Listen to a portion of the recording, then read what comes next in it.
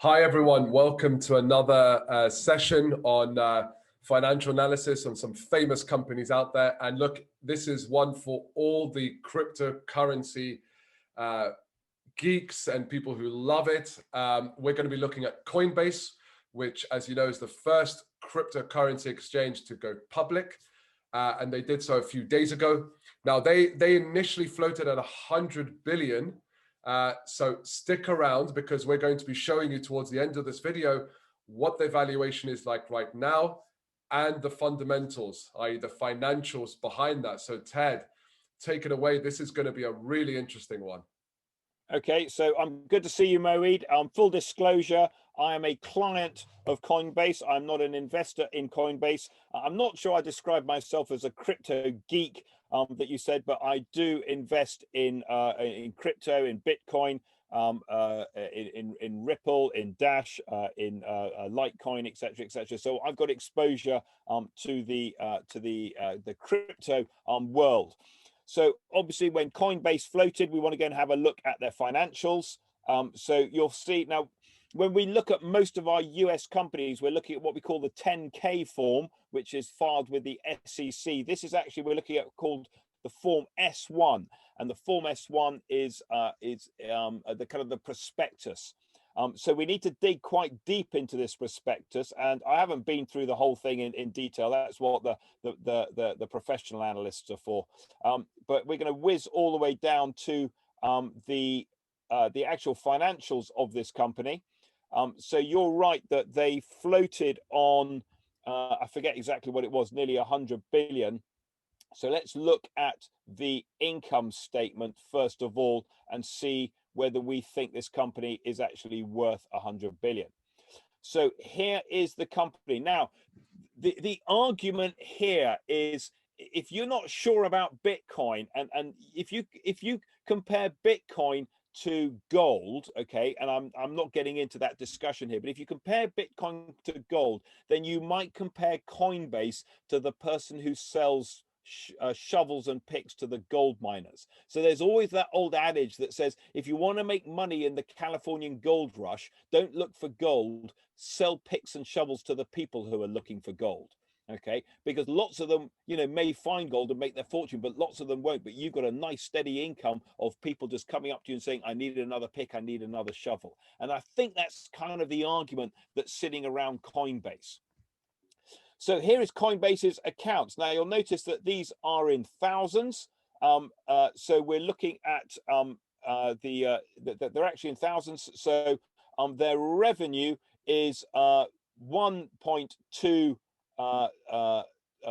thousand million, which is basically about 1.3 billion. Okay, so they've got turnover of about 1.3 billion, and the bottom line, the net income, is $322 million. So $322 million. And that's pretty good. That's a 25% net profit margin, and most companies would be pretty happy with a 25% net profit margin. You'll notice that they don't really talk about cost of sales because they don't sell anything. This is a kind of a brokerage, so it's all about the transaction.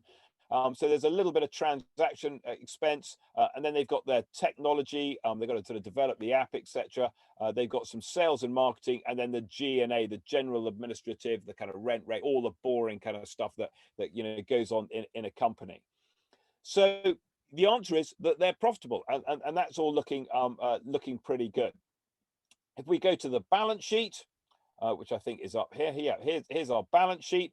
So we've got our current assets and the total assets. So here's our current assets, and you'll notice that most of the current assets are either cash held by the company or custodial funds. So they are holding funds on behalf of their clients, and they're putting that through as an asset.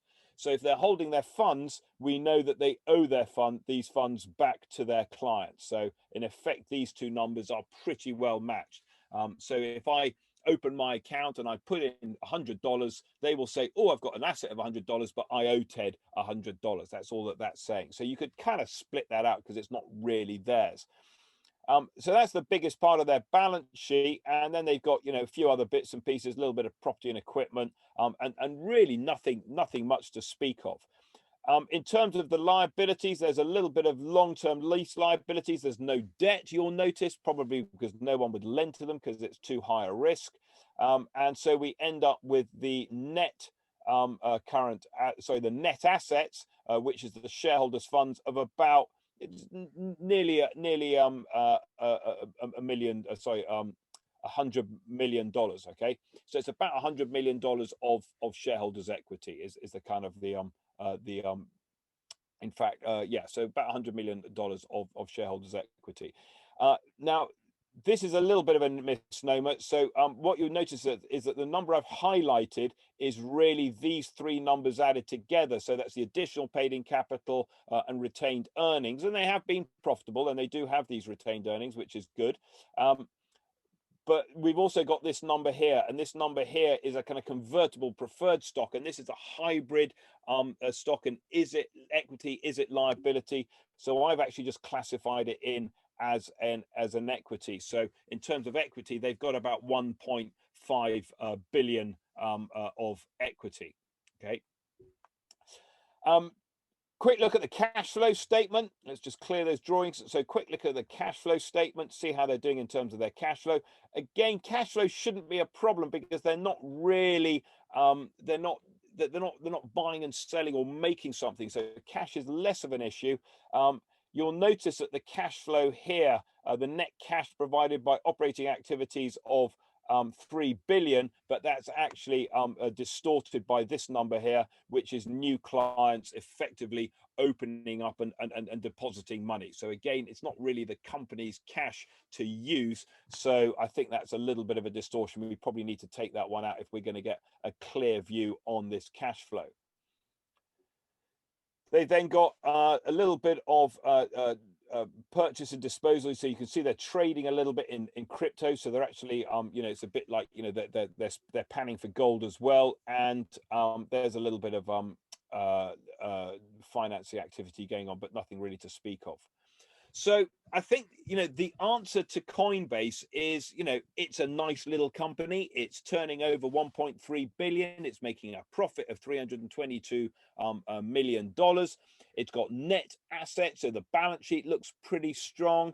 It's got 1.5 billion of net assets. You know, it's not gonna fall out of bed. You know, as long as Bitcoin and other cryptos and other crypto nutters seem to think that, you know, these things have value, and as I said, I'm not getting into that because I put myself in that bracket, then these guys are going to be around, you know, for the foreseeable future. They're first to market.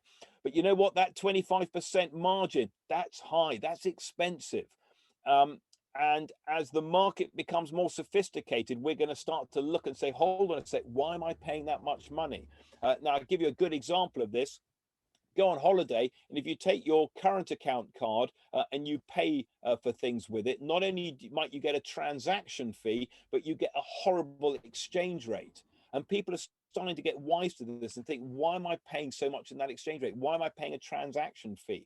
And if you go to something like a Revolut, you get spot exchange rate. So I get a Revolut card, I pay no fee for it, and I'm getting my spot exchange rate. Real benefit of something like a Revolut. And I think that, you know, increasingly people are sophisticated. So Coinbase, it's one of the major exchanges. There are other exchanges out there, people like Kraken, for example, or Bitcoin. So there are other exchanges, and, you know, the fees are going to become a little bit more transparent, and people are just going to go, well, hold on a sec, why am I paying all that money to Coinbase? So when we look at the valuation, and here we can see that when they floated very quickly straight after flotation, it dropped from about 100 billion, I think it floated at, to today's value of about 68 billion. And even at 68 billion, you know, that is still, you know, if you take 68 billion on their earnings, that's over 200 times earnings. Okay, that's expensive. 200 times earnings is expensive. It's all goodwill. There's no assets. So 68 billion on 1.5 billion of net assets means you're not buying any infrastructure. You're not buying assets that back the valuation. You're buying a future income. And, you know, for me, for Coinbase, I'm just, and again, this is real kind of finger in the air stuff. So if Bitcoin goes to $1 million a coin and everyone's piling in, and Coinbase has got the advertising right, they're going to pick up a lot of trade.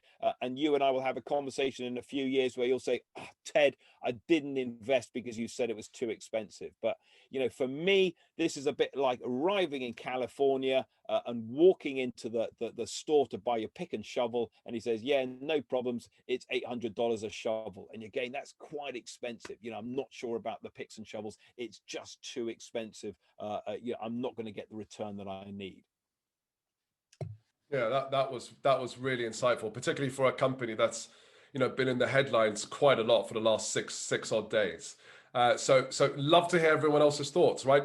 Has anyone invested in Coinbase, and what do you think? So leave your notes in the comment section below. And like all of our other viewers, if you have a company that you would like us to analyze, right? And we've received quite a few now already, and we've published them, then have your voice heard. Leave a comment in the comment section. Tell us about a company that you're either thinking about investing in or doing business with, or even if you have an interview with them. Leave a comment in the comment section below. Like, share, and subscribe, and we'll see you on the next video. Ted, this was really useful as always. Thank you very much. Okay, good to see you, Moeed. Catch you later.